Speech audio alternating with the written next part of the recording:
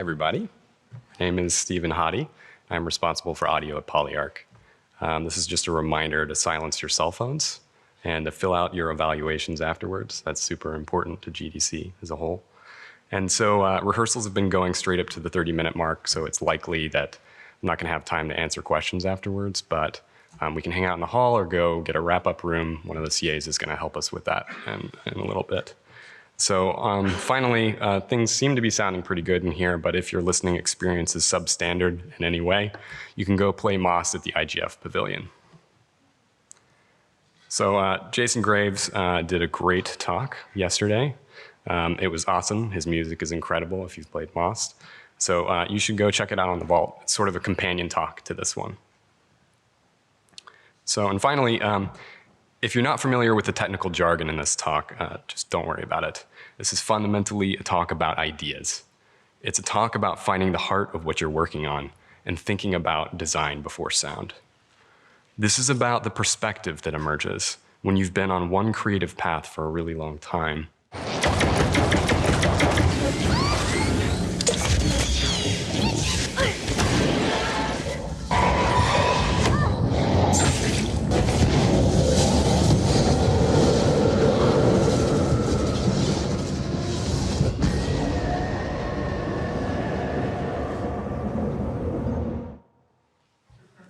And then suddenly you're here, with a mouse, in a new world, starting over from the beginning. This is about what makes you a sound designer. So what makes you a sound designer? Is it knowledge of plugins that makes you a sound designer? No, recording engineers know about plugins. Is it knowledge and use of synthesis? No, musicians also have this down. How about Foley performance? How about systems design or implementation or scripting? The game part is coming into focus, but it's somehow not enough. Is it your ability to craft supremely realistic weapon LODs? Are we any closer? The answer to what makes you a sound designer is in the portion of the name that gets the least attention: sound designer. All that other stuff, plugins, editing, scripting, it's all craft that you implement in the service of design. So unpacking the term designer is a bit of a trek, so let's zoom out for a second. If we're doing our jobs well, player experience is continuous and holistic.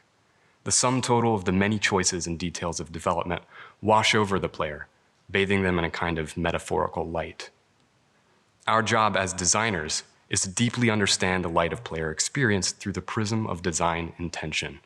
This prism refracts the player's complex, holistic experience into discrete components in service of the game's design. So the application of sound into a game is the expression of this design intention.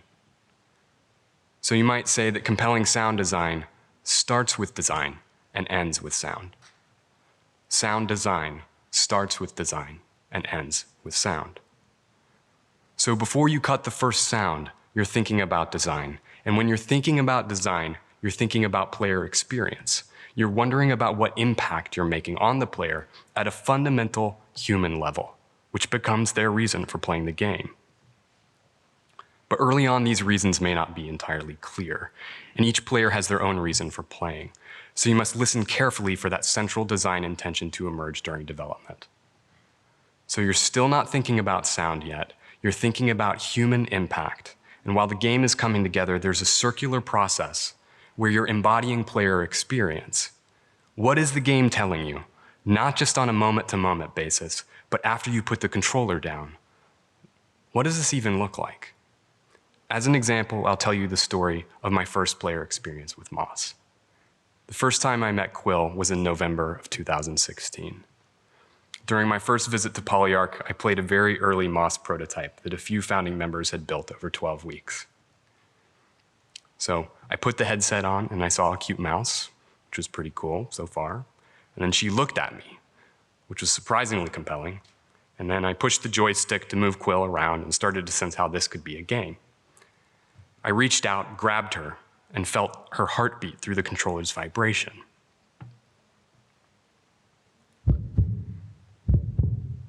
And that's when everything changed. I caught the first glimpse of what made Moss special. I felt something like genuine concern for this little VR mouse. like I wanted to protect her. This experience felt wholly unique in all my decades of game playing. Over the next few days, I wondered, what would happen if my relationship with Quill was central to the game's design? What would it be like for a game to condition players to feel empathy and a sense of protection for a character? If we had more games that focus on powerful beings protecting weaker beings, what would this world be like? And is there anything this world needs more than the cultivation of this sense of connection? A simple mechanic, grabbing Quill with the controller and feeling haptic vibration, generated a ton of complex questions. Tam Armstrong, Polyarc studio director, often says, a game is a function of its inputs. And here, Moss was asking me to reach out and to bond with another being. Reduced down to its essence, the human impact was enabled by one thing, an emotional bond with Quill. So you see, a design intention began to emerge, but it didn't solidify magically overnight. These questions continued to persist throughout development. And 3 months after I joined Polyarc, we started showing a new demo to players, and the results we observed confirm our intuitions. It's sort of hard to gather what's going on here, but off-screen, the player's friends are coaxing her to continue on with the demo. But she's content just sitting at the dock, petting Quill. She's so happy that she wipes tears from her eyes. Realistic to move the mouse to. I don't want to. Okay.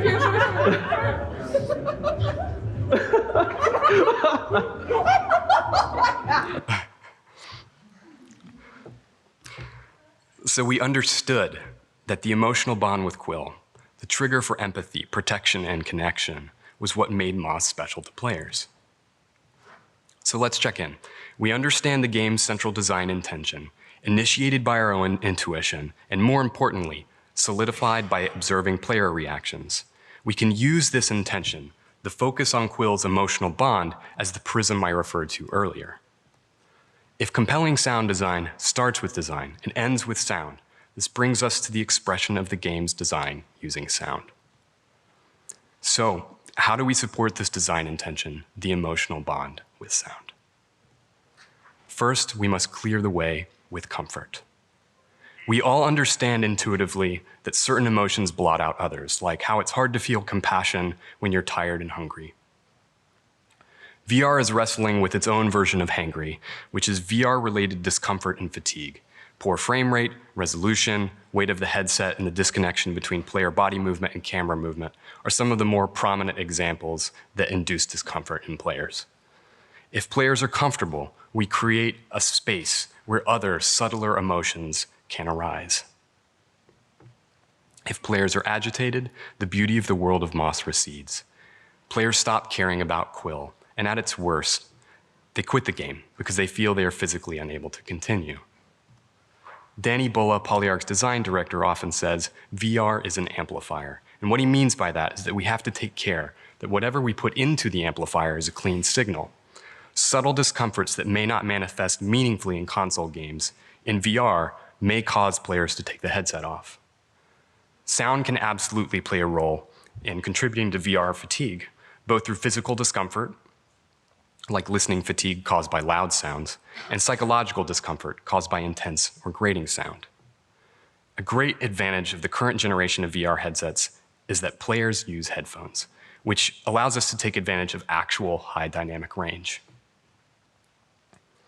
In Moss, the range between the quietest moment and the loudest moment is somewhere in the vicinity of 45 loudness units relative full scale, which means the game can be quiet most of the time and loud only when it needs to be.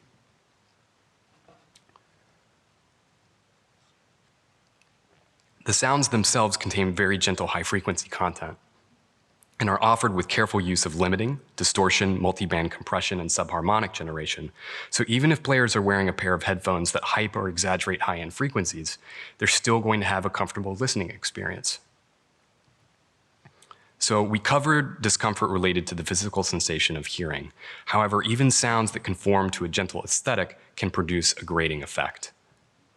During one playtest, players reported fatigue because of howling cave winds during one section of gameplay. They mentioned that the low, persistent rumbling frequencies created a sense of claustrophobia and unease. To combat this effect, we use low-frequency oscillators, or LFOs. As most of you know, An LFO is a repeating figure that can be used to control or modulate the volume, filtering, or other properties of a sound. And that by tying the value of sound properties to these moving signals, we can maintain the initial moodiness of the scene, but that feeling diminishes over time as the LFO value changes. Multiple LFOs set to different rates and amplitudes can sum together to create more variable textures of modulation. Overlapping LFOs can be used on any ambient bed with discrete layers to increase movement and to create an undulating mosaic of unpredictable textures, reducing perceived repetition and providing relief from psychologically intense sound. So we're on our way to supporting the design of the player's emotional bond with Quill. Now that the player is listening comfortably, we are free to focus our efforts on the world that Quill inhabits.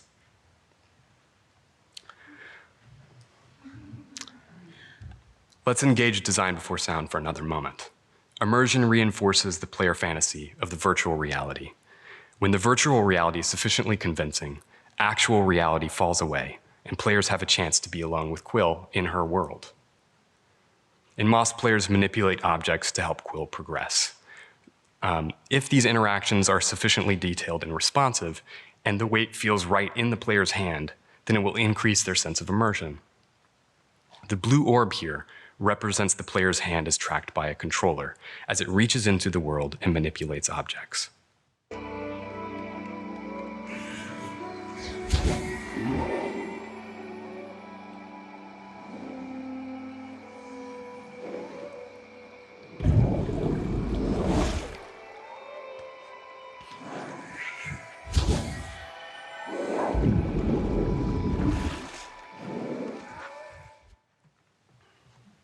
Small, delicate sounds that might not read in conventional games end up carrying a lot of the responsibility for selling this fantasy, like the crackling glue of the binding in this book.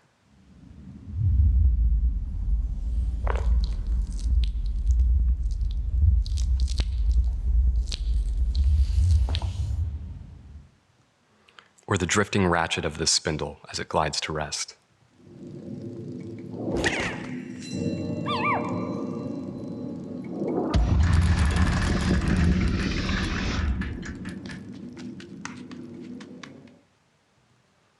The effect of the player fantasy extends beyond the interaction and into the realm of environmental ambience. In reality, much of what we attribute to ambience is perceived as noise that the brain filters out. So it's often not enough to take a single nature recording and use that as the basis for an environment. To cross over the barrier between the passive, neutral experience of sound and into a realm where the player actively registers the emotion of the world, we must saturate the listening environment with story and narrative context. Here's an example, starting with a few sounds over our logos. You arrive in a library, delivered from another realm. A clock ticks slowly in the distance, and you sense that time works differently here. You hear the gentle scratch of pen on paper emanating from the books piled on the tables and lining the shelves, as those stories are emanating from, or as those stories are forming on their blank pages.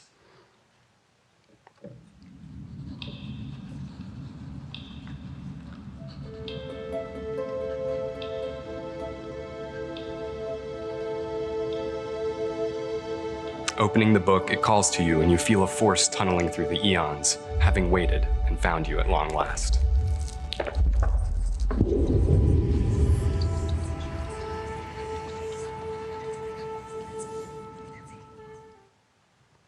Here's another example. The bright forest pulsates with the life of childhood adventure, a time without worry, possessed only by discovery and a search for freedom. Birdsong pours in from every register. Squirrels chase each other, their claws scratching the bark, squeaking taunts. Tree branches creak and groan in the wind. A beetle's wing clips your ear as it hums by.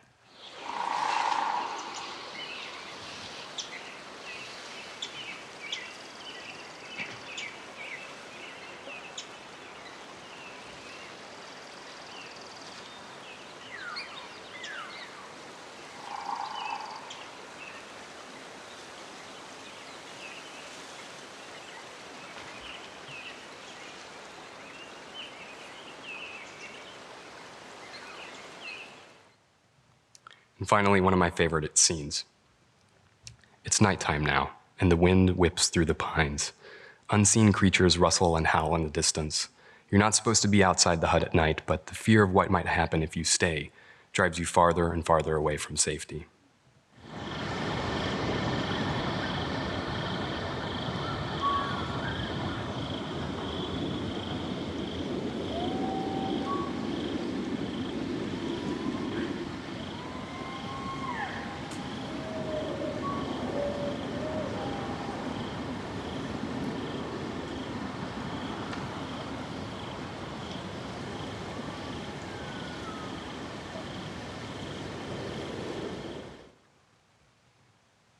So you can see how sound covers mundane things like time of day, weather, biophony, and geophony. It tells you where you came from, where you are, and where you're going. But it also triggers less precise phenomena like memory, nostalgia, joy, peace, mystery, and fear. Quill and the player characters journey together. The experience that forges their bond is reflected in the emotion embedded in the world of sound. But the process of getting from room to room is just as important as what the player finds once they're inside. In theater, there's a problem with changing scenes. The curtain drops or the audience sees the vague outlines of the set moving around. They're reminded of where they are, in a theater, not the world played out on a stage. The spell is broken. The video game version of dropping the curtain is loading transitions. It's easy to miss what's coming up in this next example, but blanket ambience, or the environmental sound that does not correspond directly to level geometry, isn't tied to camera position within a volume. Rather, each room is assigned ambience metadata, which is prefetched and positioned around the camera before the room even loads.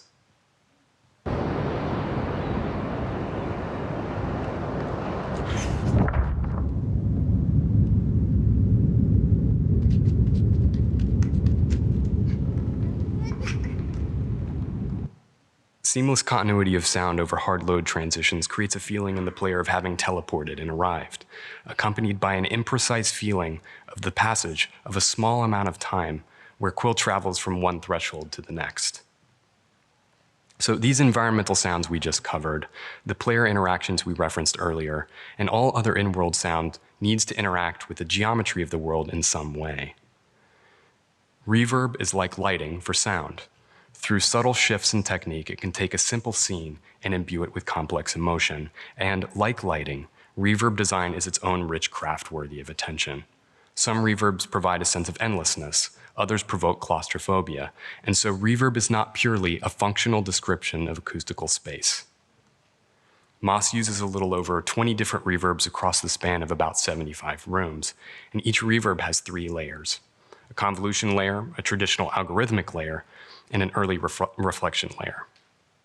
These were designed in a digital audio workstation, mixed together, swept with a sine wave, resampled and deconvolved back into the engine, back into a single impulse response for use in real time in the engine. So the room we are in may be too reverberant to adequately hear the subtleties in this clip. However, try to listen to how Quill's sword and voice bounce around each space. See if you can track not only your perception of the space, but the emotional load that accompanies this change. And just so you can calibrate your ear, the first clip is dry, so it doesn't have any reverb, and the subsequent clips feature reverbs from different environments.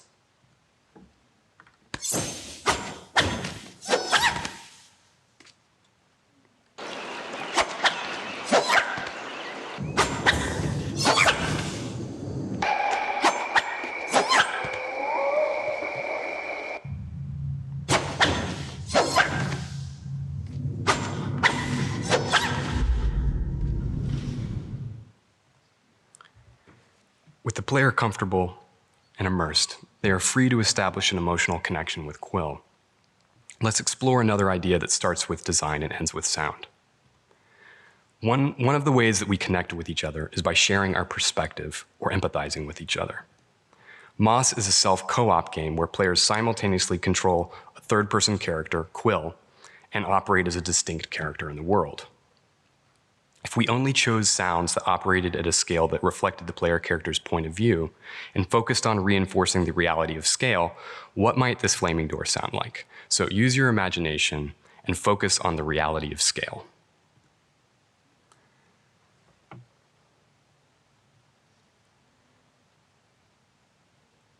So from Quill's point of view, it sounds like this door might feel a bit larger and more intimidating.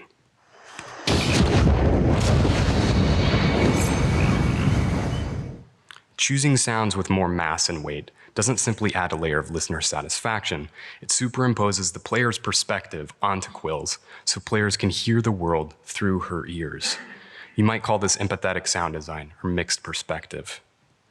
The larger sounds also provoke a sense of danger, elevating the player's protector instinct.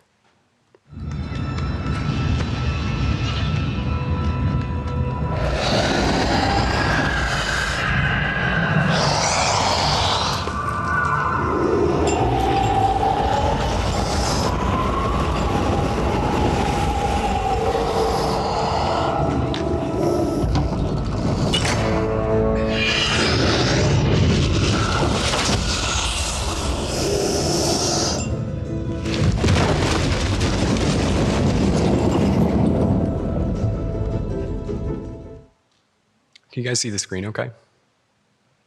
Okay, cool. These larger sounds also provoke a sense of danger, elevating the player's protector instinct. So the player is comfortable and immersed and has a sense of Quill's experience. How Quill expresses herself in-game will clearly influence the formation of the player's emotional bond with her. Should Quill speak a language? Should she deliver story? What about simlish gibberish or exertions? Should she remain completely silent? How mouse-like should her vocalizations be? How female or male? What's the right decision here? Understanding this problem through the prism of the player bond can yield a lot of compelling solutions. But what if we want the player to determine who Quill is or what she may be thinking? That starts to narrow our options into the range of content requirements that call for ambiguity.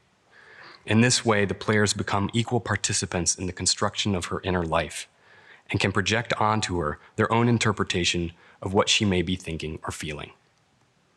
Having a human perform these vocalizations also gives us more access to a wider array of expression.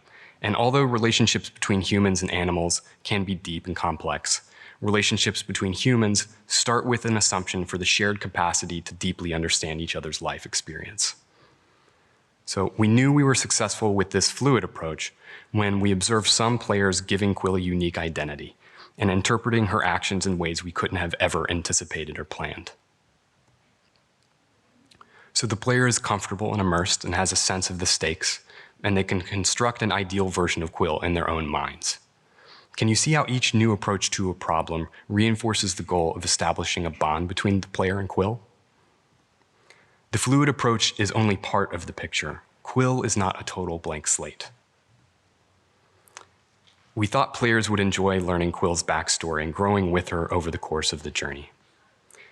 The story of Moss serves a few purposes. It mechanically propels both player and Quill from room to room, and it also seeds the gaps between story moments with emotional resonance that players can use as the basis for their own construction of Quill's inner life. We found that the fluid version of Quill coexisted comfortably alongside story narration.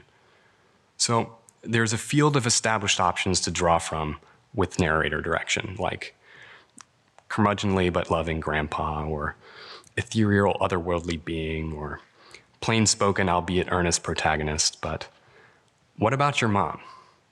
If the narrator establishes the world in a warm, safe, inviting way, players would be inclined to connect with Quill. I don't know if you can see this okay, but this is actually, that's me down there.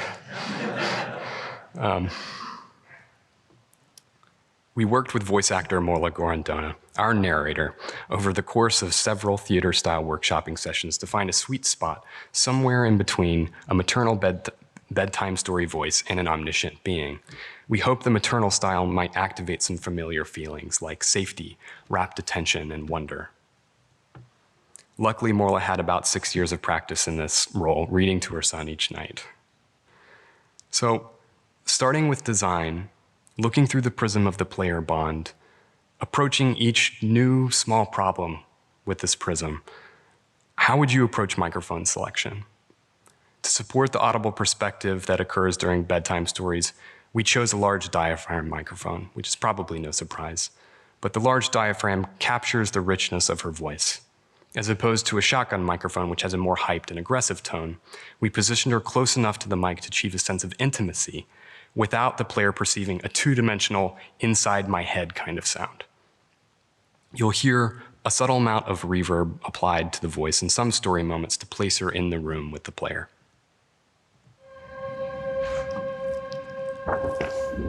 Quill's hands trembled as she showed him the glass. "What is it?" she asked. A look of panic spilled over her uncle's stoic exterior. "Where did you find this?" roared Uncle Argus. Quill had never seen her uncle so shaken. "Hey kid, over here! I know where your uncle went. I can show you. You're twofold now, very important. Bring that glass and your sidekick too.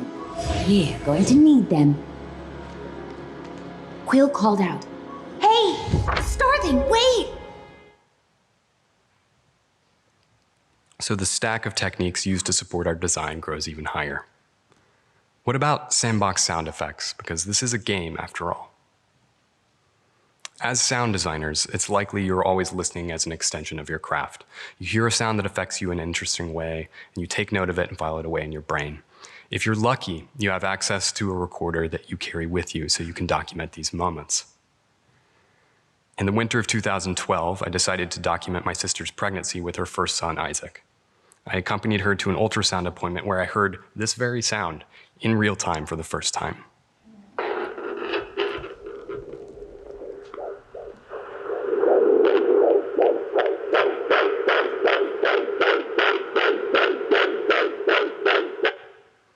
I was moved powerfully by that sound. There's something about it, the swishing rush of fluid and pumping valves. It triggers a protector instinct, one that is crucial to the formation of a bond. But even though the sonogram technology is relatively new, it reaches deep down into some evolutionary drive and twists a knob. When it came time for us to explore Quill's low health indication, a fundamentally protective game mechanic, this recording surfaced in my memory. Unfortunately, as you heard, Isaac's sonogram recording had room tone, reflections, ambient conversation, and speaker distortion built into it. But thankfully, you can get just about anything on Amazon, like this pocket fetal Doppler monitor, which this one even has a headphone output jack. So whenever Quill is in trouble and needs your help, you hear this.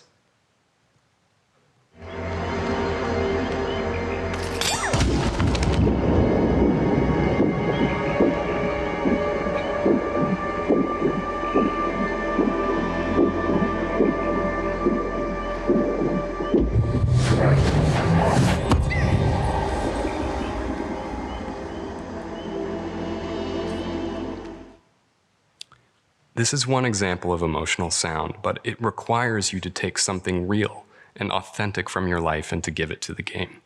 These are really hard opportunities to find, but they do exist.